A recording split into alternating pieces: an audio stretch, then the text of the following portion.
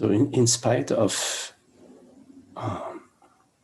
how different our lives may seem to be, we are the same. We are not so different from each other.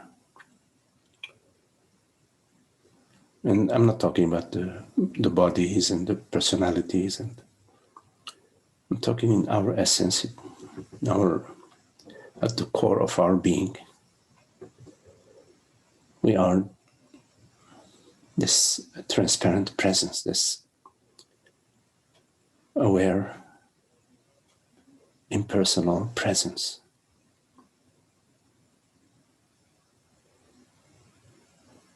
So welcome yourself as that, as this aware presence.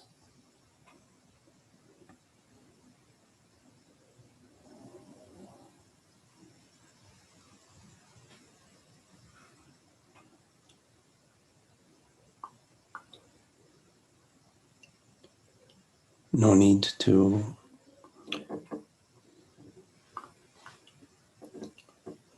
engage. Allow whatever thoughts arise to you, whatever bodily sensations,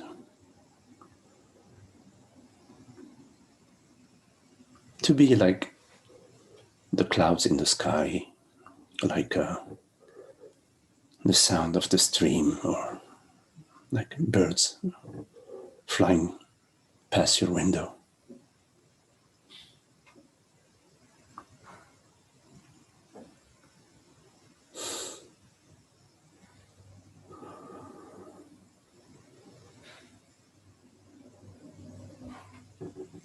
As presence,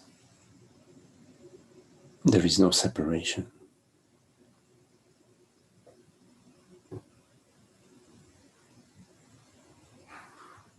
There isn't a separate me and a separate you. In truth, in fact, in reality, in the reality being the reality of awareness, the reality of consciousness.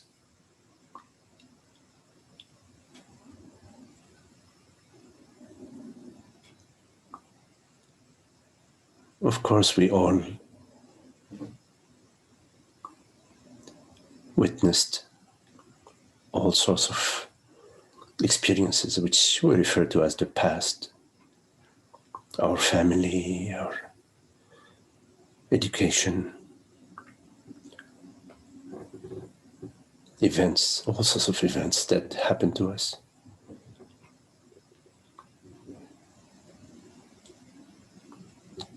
But they're all completely and absolutely gone in this moment of presence.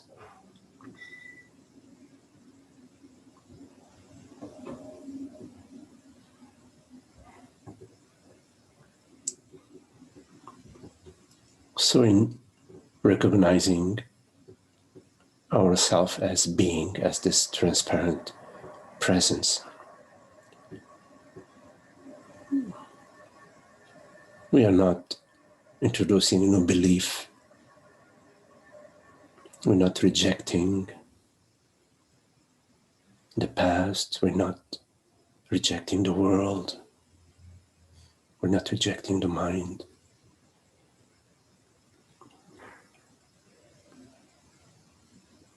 We're simply recognizing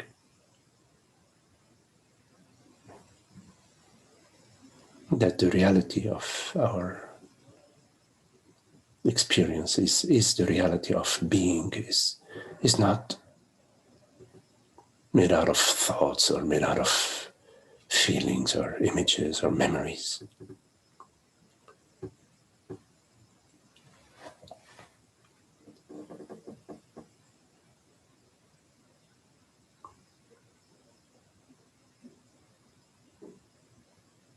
And that it's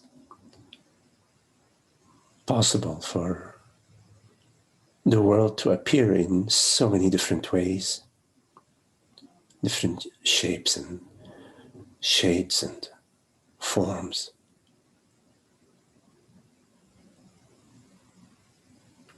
without disturbing the peace of being, which is inherent to our true nature, which is inherent to this aware presence, effortless aware presence.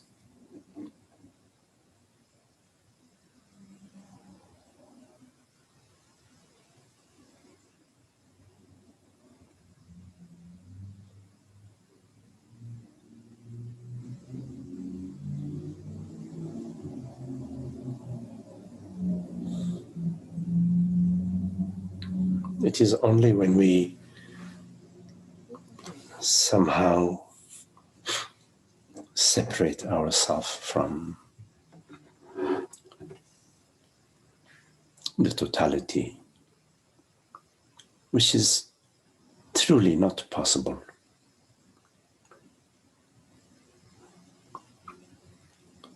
So it is when there is the impression, the belief, the feeling that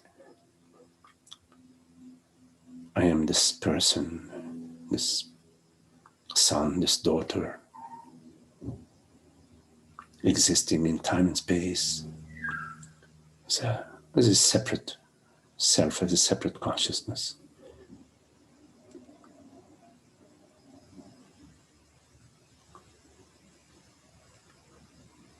That our interconnection, which is the intimacy of the inhalation and the exhalation,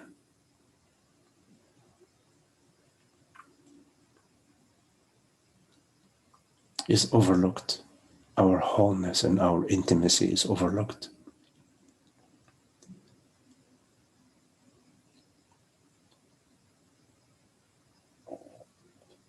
And in this overlooking, we experience a sense of emptiness or lack or vacuity, which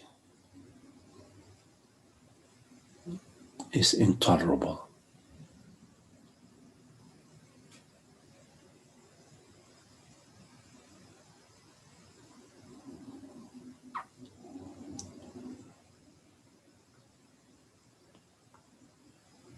And because our reality, our true nature is formless,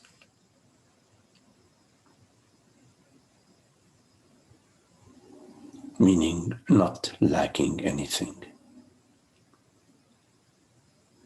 not needing anything, not dependent on anything, not seeking anything.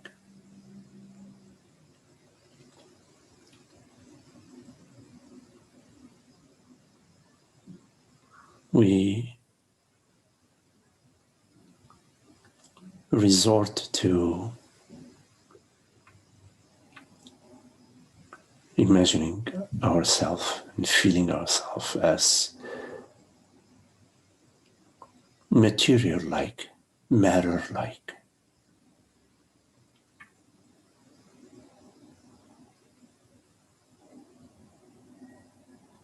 Made out of flesh and bones and made out of mind and body.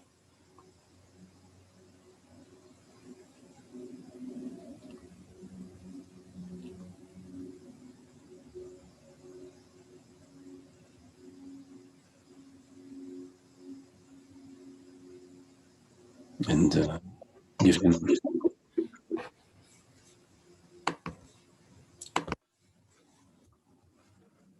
given that all forms are limited,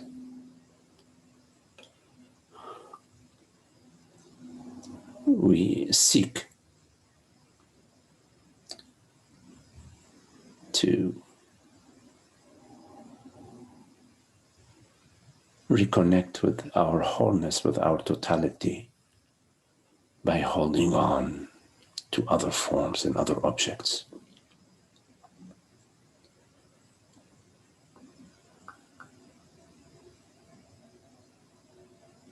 We define ourselves as a member of a certain group, a certain tribe, a certain religion. We hold on to this identity.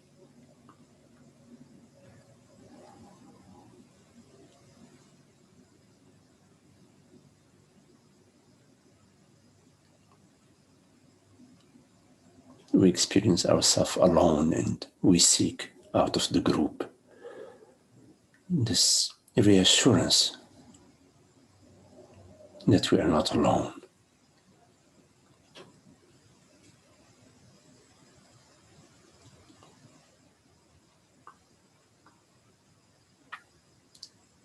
We imagine ourselves to be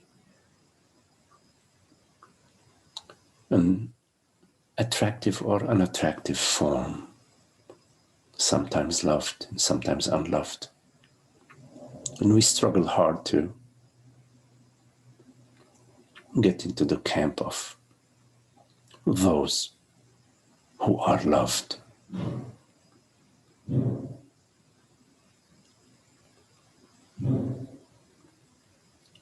And so, like a chameleon, we take on the shape and form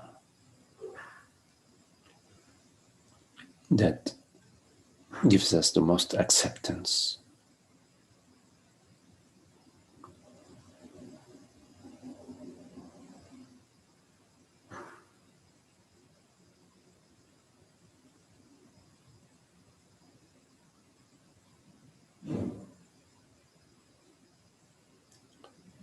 The path of least resistance.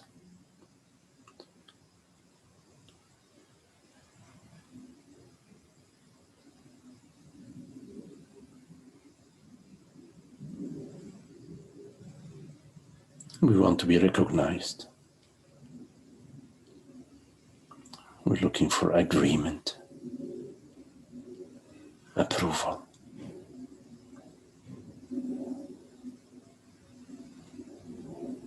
At any cost.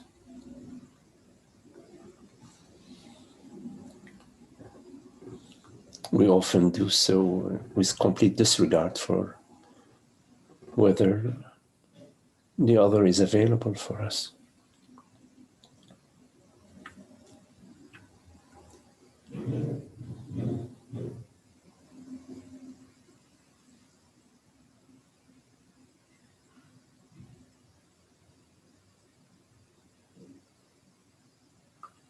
We look out there for the peace which is in here.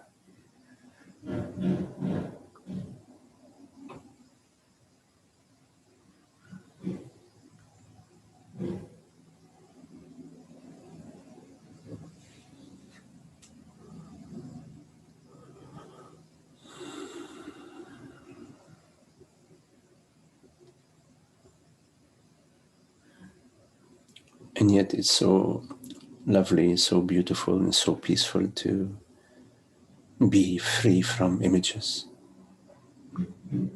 free from the need for approval.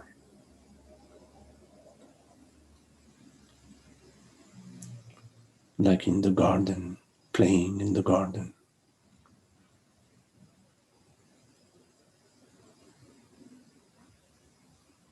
Sitting by the brook, listening to the gurgling stream.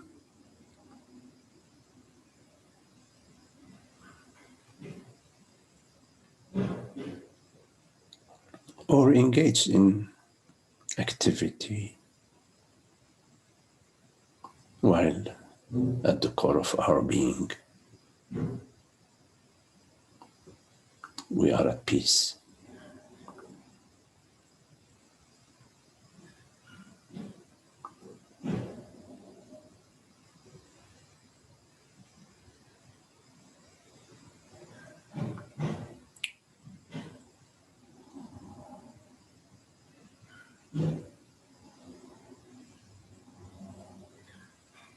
You cannot gain or attain the peace of being. Because whatever you gain or you attain, you are bound to lose.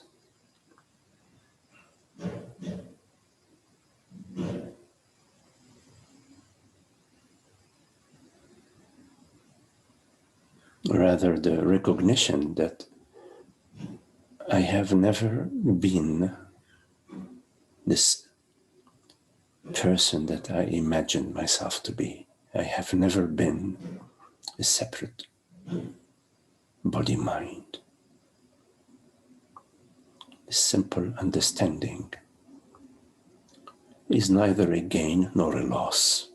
It is an understanding.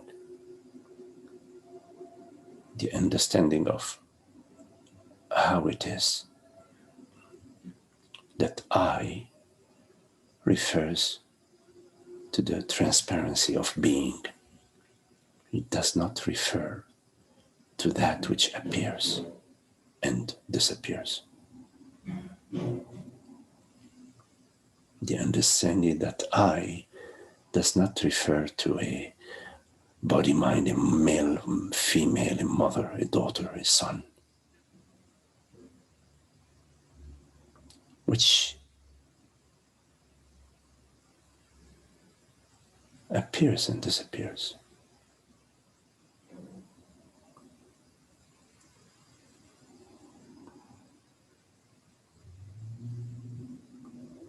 But in fact, even appearance and disappearance neither diminish reality nor augment it.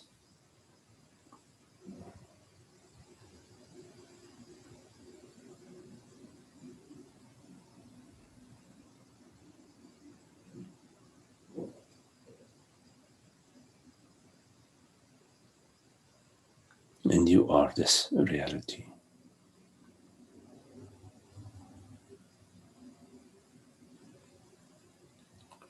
One reality, one totality, one formless beingness that is neither lacking anything, missing anything, seeking anything. What would the totality of being be missing or lacking? It is only in your imagination. When you imagine yourself to be less than the totality of being, that you experience the imaginary sense of lack.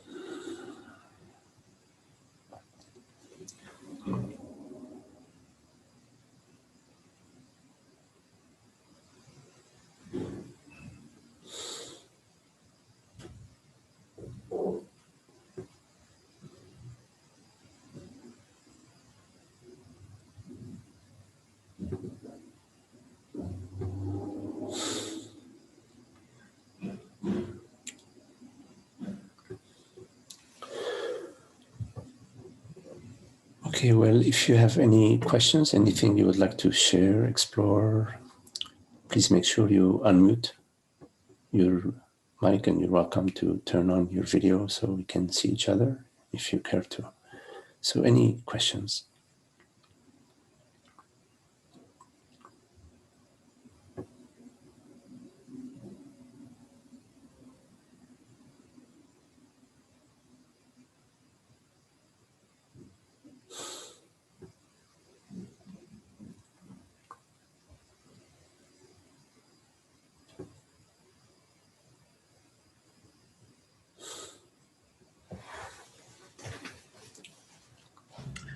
Hola Magdi. Manuel, ¿cómo está? Hola, bien, ¿y tú? Bien. Do you see me? Do you hear me? Yes, I see you and hear you. Okay, great. Okay. I like to talk about art and creativity. Um, I've been artistically stuck for many years without doing um, anything in that sense. And like the last 2 years, the desire to create something like arose again. And I've tried several attempts to do different stuff, but it's like it it doesn't work. And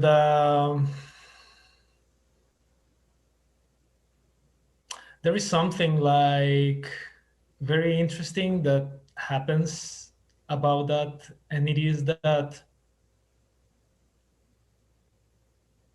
I feel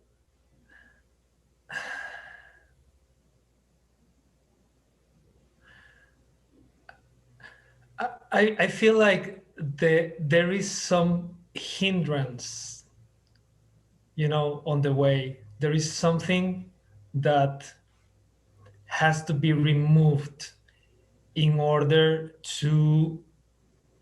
for true creativity to come out. Because when I try to do something, what I see immediately is that it becomes an expression of ego. And then when I read the thing, or when I see the thing again, like with fresh eyes, I say, this is shit, like this is, I don't want to share this. I don't want to give this to the world. I don't want to, I don't want to throw out my own shit out.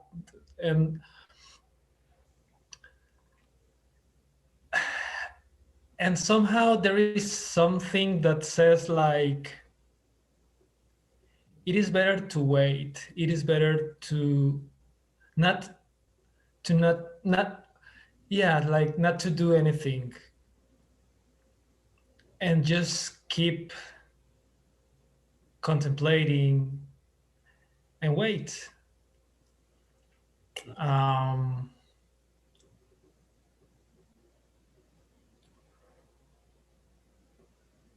the desire to create is still present, but yeah, there is like this conflict. Like, on one hand I want to create, but on the other hand I feel that I don't have anything valuable to share, anything real, anything true, you know. And when I want to create something, it's like I first struggle inside in myself and try to find something, like, what is it that I want to say? what what what is it? What is it that wants to come out? And there is nothing except the desire. And then there is like ego stuff and bullshit. So if you could share something about this.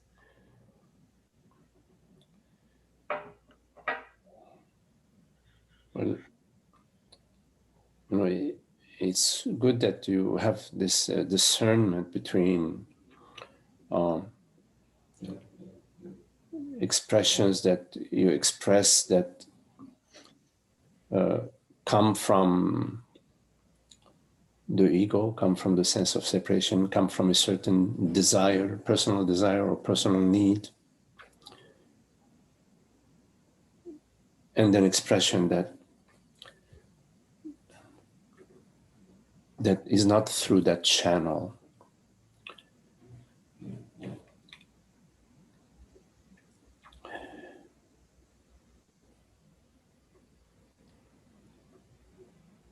So what's coming to mind is like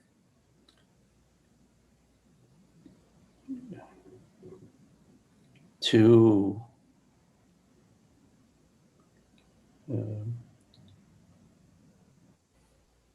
examples that strike me as being such beautiful art.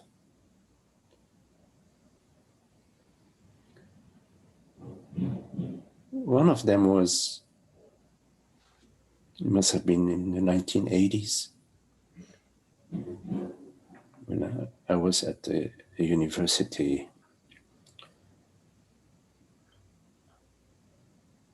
And yeah, of course, I was interested, at that time in contemplation of truth. And I sat on the stoop of this building, large building. The steps were like 20 feet each step, you know how those big buildings. There was nobody around, but I had an orange. And I reached for the orange to eat it. And as I reached for the orange,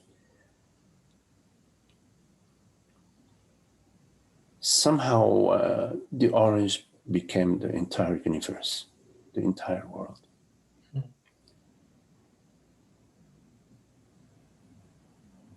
And so I was peeling the orange,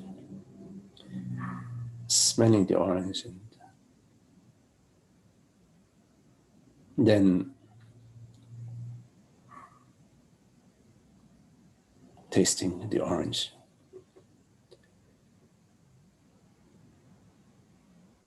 It was such beauty just to taste the orange, and like I've never tasted an orange before, as if, and there was just the orange, there were really no words, it was God's orange.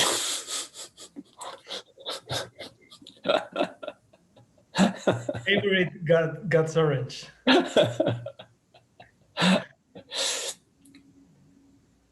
And as a side note, that's not but I think the impact, I will mention it. I will mention it because of the impact that it had. I was unaware that somebody took my picture. And at the end of the year, it was, they have that yearbook. I don't know if they have a yearbook. They put a book together for the year. Yeah. There was a full page of this guy on the stoop of this building. Yeah. I'm only mentioning this because this photographer must have seen something that was beyond just, somebody eating an orange. And that's art. I mean, true art touches you in a way that it takes you to the experience of your true nature. And it comes through art, comes from that experience. It's an expression of the divine. There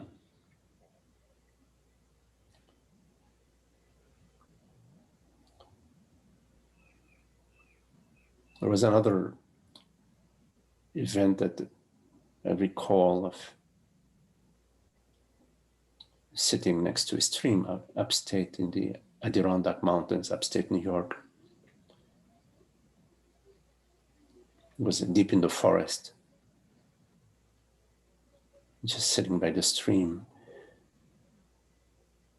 And then I saw a frog.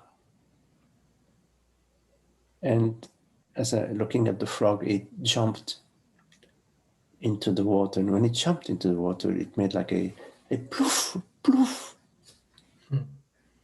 And when I heard that ploof, it was art. It was really art. This ploof took me to my true nature directly. So in art, the source of the art is what really matters. And once you are connected to the source of the art, then the art expresses itself through you. And in your experience, you're contemplating,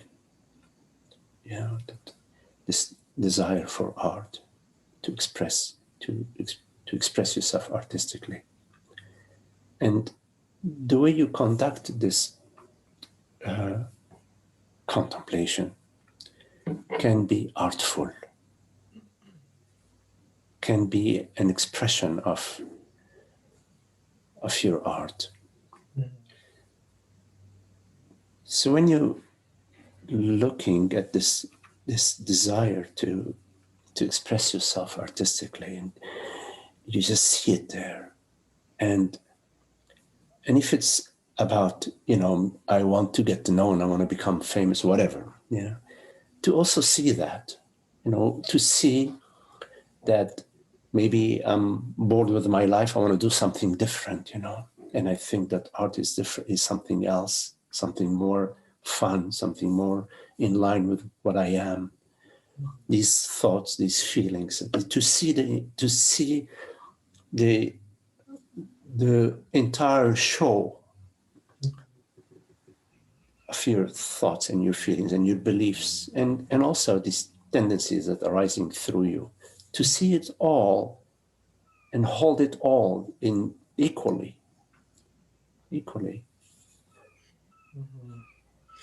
Is art in that? There is art. That is art. Okay. So in our life,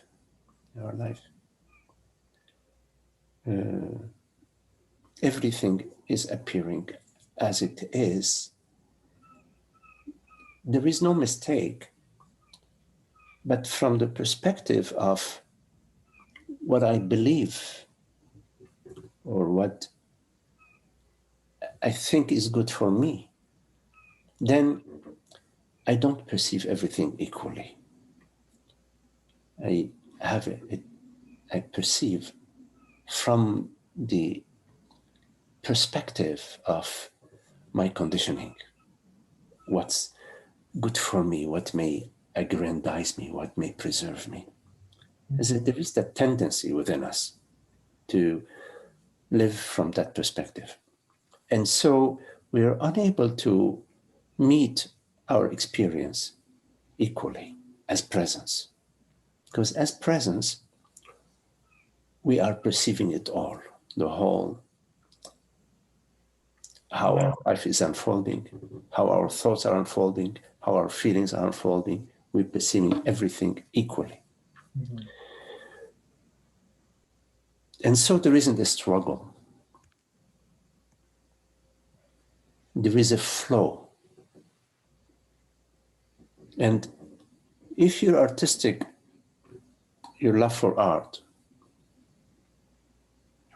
is not perceived as a in opposition to your life, but part of your life. It is part of your life, and it is part of your life that you are more open to.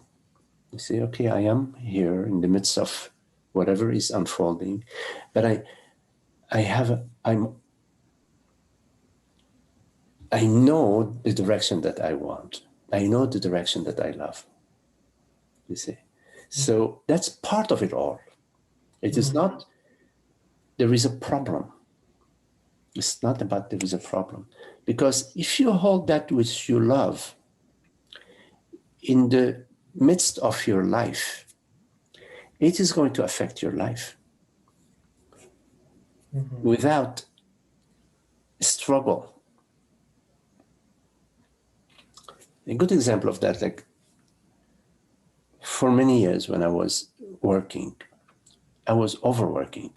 I had this situation where I was working hours and I mean, way beyond. I was okay with it. I was doing it. But in the same time,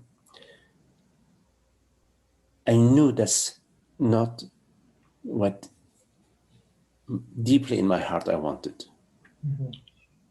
I didn't mind working, but I wanted lesser hours, lesser pressure, lesser demands. It took many years for that to unfold, but it did unfold because it was always there for me that that's the direction that I want. And although at times the thought was that, oh, okay, well, I can just shut off, sell this car and buy another car, for example, as a metaphor. That's not what seemed to be possible for me. In some cases, it is possible where you can make a change. You may have availability in your life to just stop or what you're doing and just paint or just dance or just compose, poetry, whatever.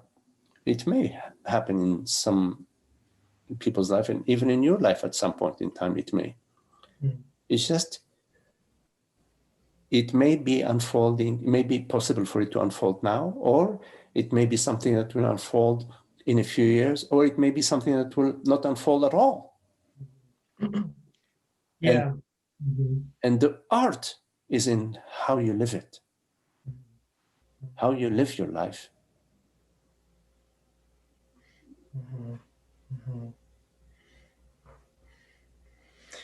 Yeah. So like artful living, living artfully. Don't divide art and life. Yes, Leave it as one single yes, and expression. this does not mean that I am going to therefore sacrifice or bury or overlook my interest in dancing or choreography or whatever. Yeah, No, I understand what you still mean. it's part of my, that's what speaks to me. I say. So living artfully is living the love and the beauty and the freshness and the creativity and the spontaneity in this moment. Sort of living the harmony. The harmony is not a selfish harmony. It's a harmony that affects everybody, that in relationships, a harmony in your thoughts, a harmony in your relationship with your body, a harmony in your relationship with your own thoughts,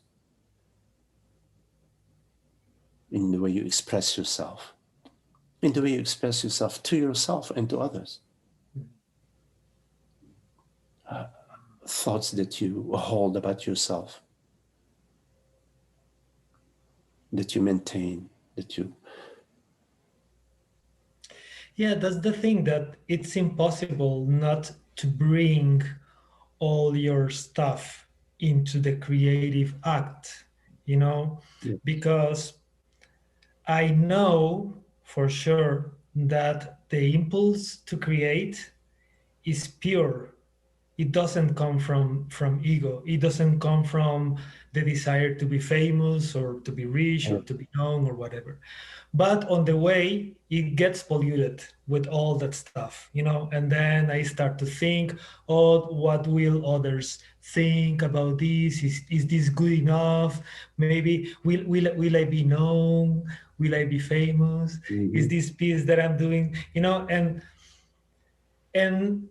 and then even if I forget all these things in the creative process, also there are like all the psychological content that is here present in this body mind, you know, like traumas and fears and angers and a lot of material that probably is buried underneath that wants to come out. And that's the thing, that I don't want to give that, you know. I don't want to. There is enough of this kind of art, Mm-hmm. you know, like, and I made it for years, you know, like it's just not satisfying anymore. I would like to not have any filter Mm-hmm. between the spontaneous and pure desire and the result, you know, like I don't Yes, want. So right. So like, yeah. of course, art, expressing our love for expression, artistic expression, and making a living as an artist are two different things. Yeah, you see, two different. Yeah, yeah, Yes, yeah, right. So yeah. that's to be clear. And Mhm. there's no problem with making a living out of as an artist, and that's just saying that they're the different things. Yeah, But for true sure. art is the art that takes you beyond yourself, takes you to God, takes you to this to presence, Mhm. where all your past and future are absent, and you're taken to the peace of being, to the beauty, to the mystery. So, and it's not about your past trauma or your past. It's the reason art that expresses itself in spite of you, through you, but in spite of you. Okay. I remember once I was in the university, I was studying science, very advanced science, and complex problems. And I always struggled with problems, always struggled with all the variables and the situation that they was given to the problem. And this for years, that was the situation. And one day, I was looking at a problem, and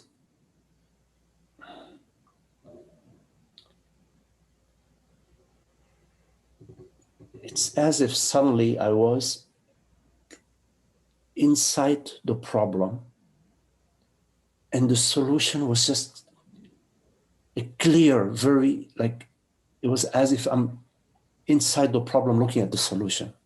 Mm. And it was a complex problem. And I didn't need to write anything down or put down formulas or anything like that. I just expressed the solution to the problem. And I was with a couple of friends, and they were astounded. And I was astounded too. I was so astounded. Actually, later I wanted to reproduce that, but I couldn't.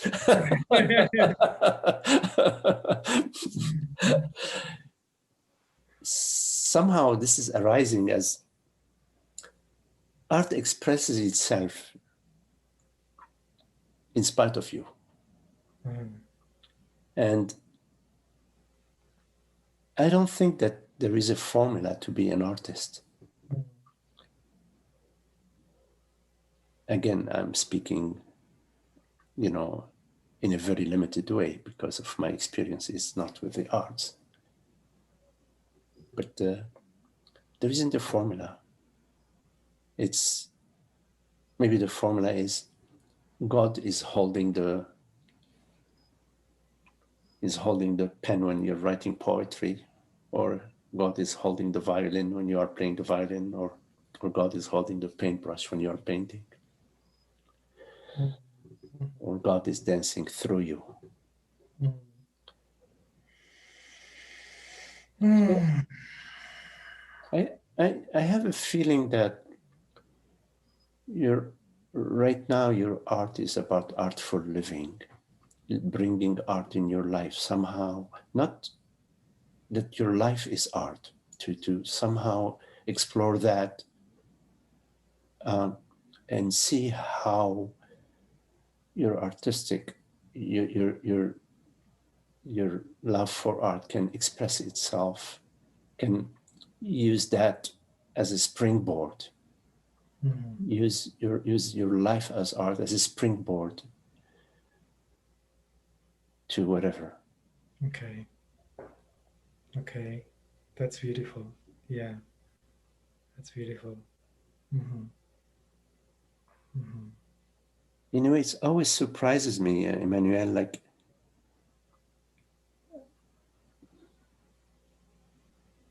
sometimes people appreciate some things about me, and I wonder what they are seeing, because I'm not doing anything. But I recall once I was in Albany, New York, and I was, oh goodness, must have been, I don't know, late 70s. And I was walking to this, they used to have health food stores at the time. They were like bulk, they were really cool health food stores, a lot of bags of and jars of things. And it was different from the health food stores that you find now in the United States or in, I don't know, other countries. And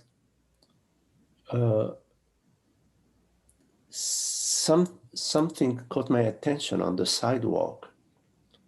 This person was walking, and I don't know, something about the way they were walking. They were like sort of walking slowly. There was a meditative aspect to their walking that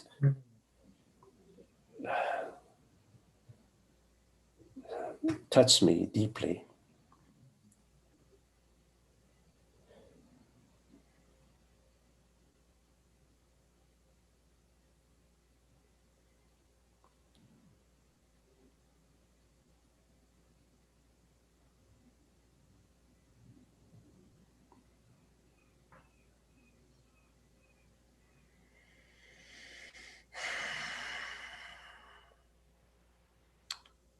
Okay.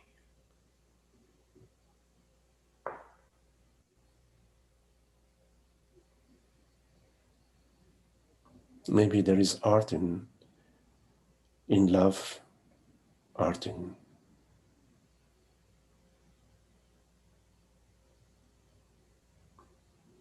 when we are touched, deeply at the heart, and when we somehow effortlessly somehow something that we do or say or touches the other.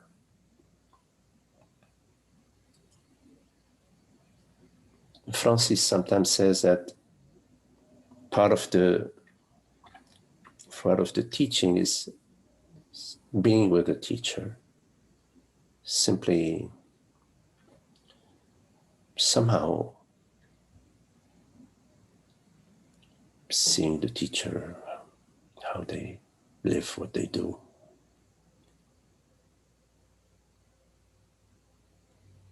They're not doing anything special.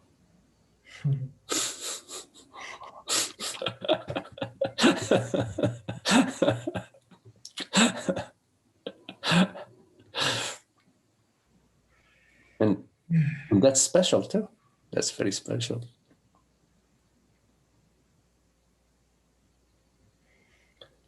Okay.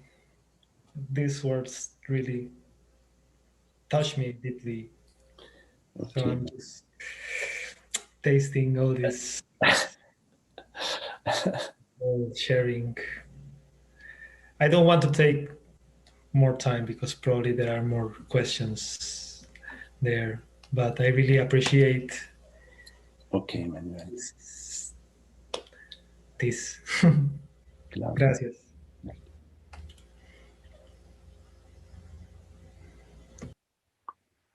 Any questions?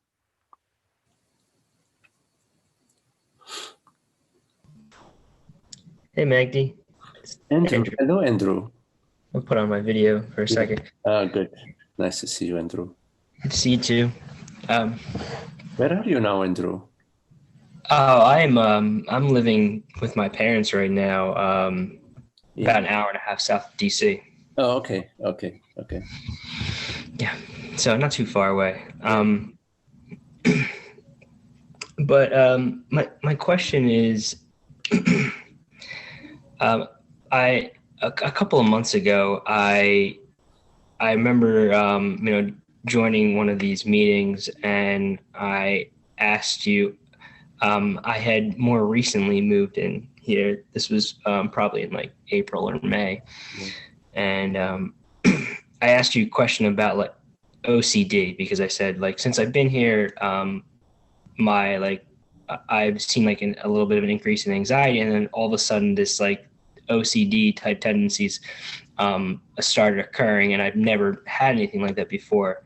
But anyway, I asked about that, and I guess, and over the past couple of months, that kind of just grew, and just maybe like a week or two ago, I kind of said,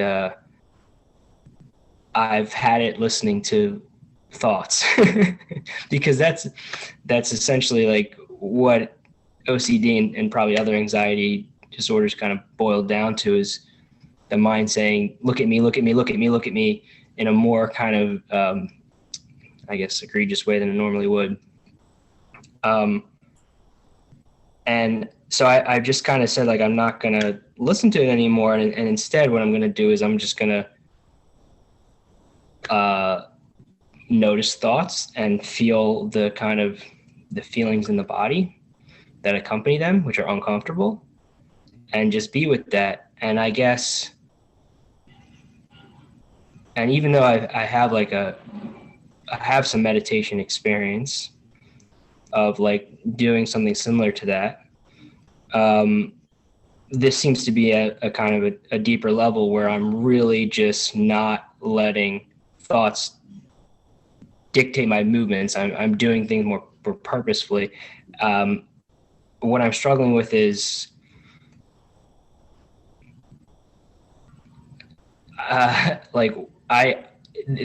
because of that, there seems to be a lack of guidance now. I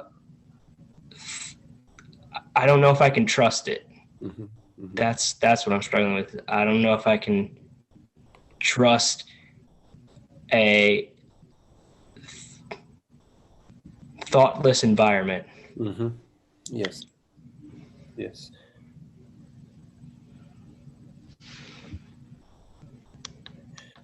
So there is, Andrew, a primary thought that is behind Thank you, Holger.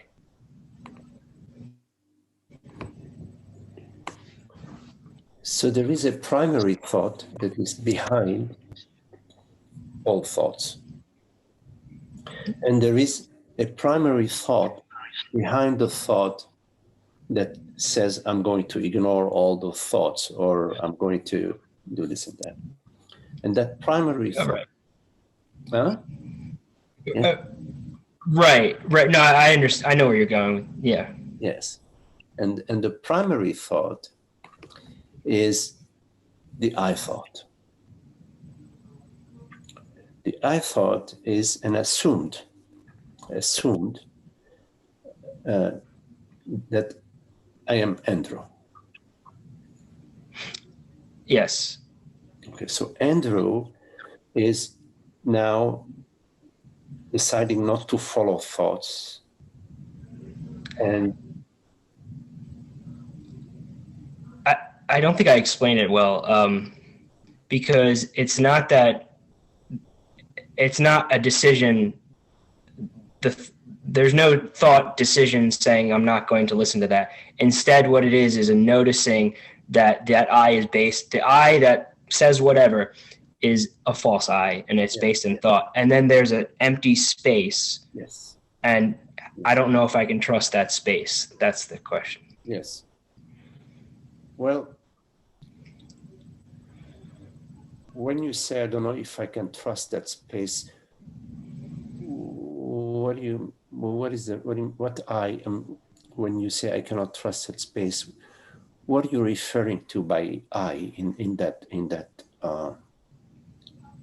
state? Okay. Yeah. Right. Because if you're considering, okay, well, this I that I imagine myself to be, that's not my reality. And then the next sentence is I'm not sure. In other words, you go back to Yes. making that real and say, I'm not sure that this can trust. Okay. Yes. Yes, I was getting caught again. No. Okay, that's one point. The other thing is, right now in this moment, Andrew, you're just sort of effortlessly here, effortlessly speaking, hearing, sensing, feeling, whatever. In this moment, you're not the end. You're not trying to be Andrew or continuing to be Andrew, or you're not sort of streaming Andrew to me or to yourself. Is right now it's effortless being. One way of saying it is right now it's just an effortless presence appearing as this conversation. Does that resonate for you? Yeah, right. Yeah, you're right. So in a way, no, I'm not thinking. I'm just, right. Yes. So in a way, the answer to your question is right there. You're doing it. You are it. So you trust, but question about trusting it is you are the living, you are that, and it's happening, and it's what you are. So the question of trusting it, the proof of the trust is in that there is no issue right now. We're having a conversation right now. There's no issue, and no matter which direction the conversation goes, here you are. Here you are as this. What do you say? That thing that you can trust is there. It's actually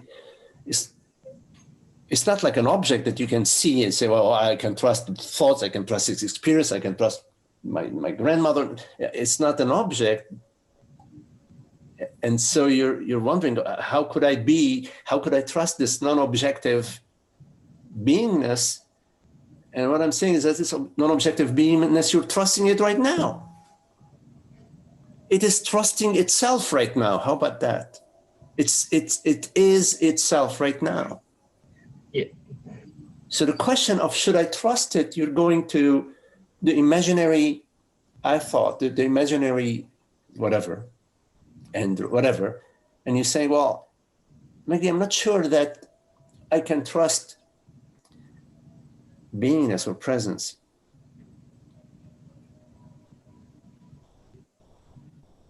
Thank you.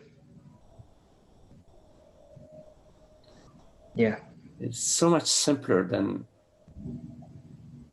presence, and our life is complicated sometimes by the me and his thoughts and about me in the past and the future. Again, I don't know if I can, he can, yes, he did know, she didn't know, you know. and all along, it seems that that's what's going on. But these are just images on the screen being presence. And so we just bring our attention back to, oh, well, that which I'm worried about and I'm not sure that I can trust is quotes unquote unfolding right now. I mean, this language, it's real right now and there's no issue. Right. Right. Thank you. Thank you. Okay, Andrew.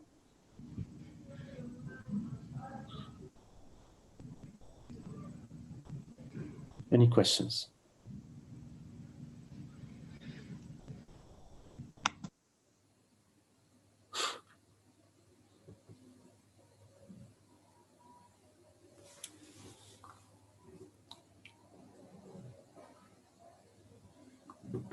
You know, the part of the inquiry is the inquiry into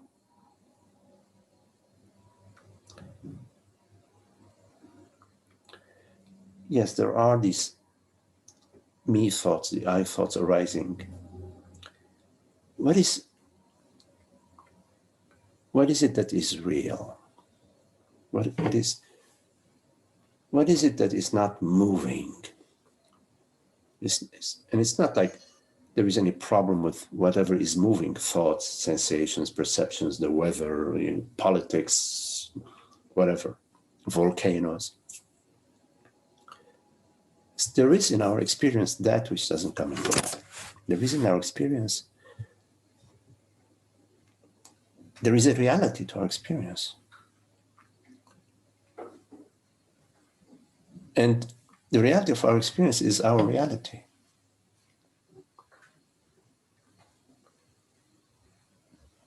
There is a reality to the world.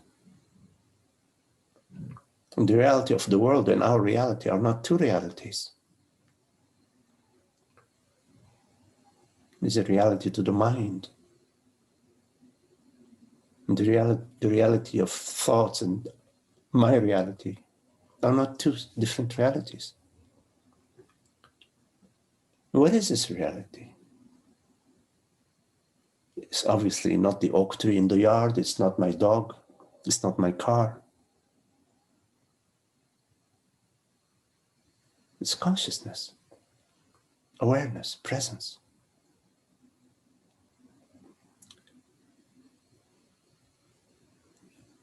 And that has no form, and it's completely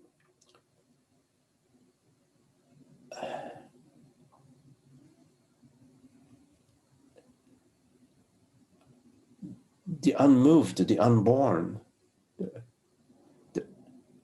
That's our true home, is the reality of being, the reality of I, what I truly is.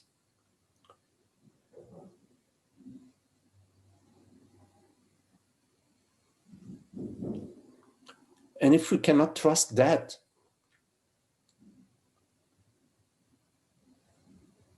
if you cannot trust the reality of presence, of consciousness, of awareness, what's the option? What's the option?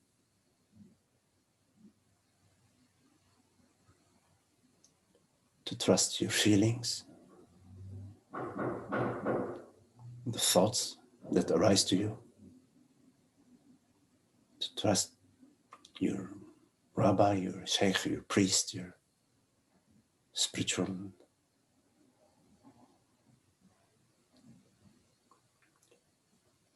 There is understanding.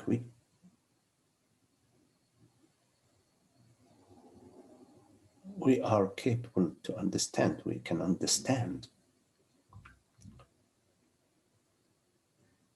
We understand that, yes, there are thoughts, sensations, perceptions. My mother, my grandmother, my son, my brothers, blah, blah, my past. But where are they right now? What is it that's real right now, in this moment?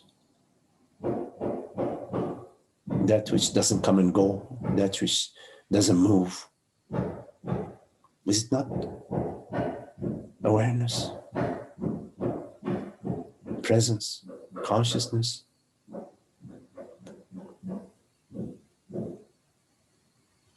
Yes, this, the one reality. So it makes sense to trust that. If you want to go on vacation there. If you want to visit somebody, visit that. If you want somebody's company, take the company of that, the company of reality.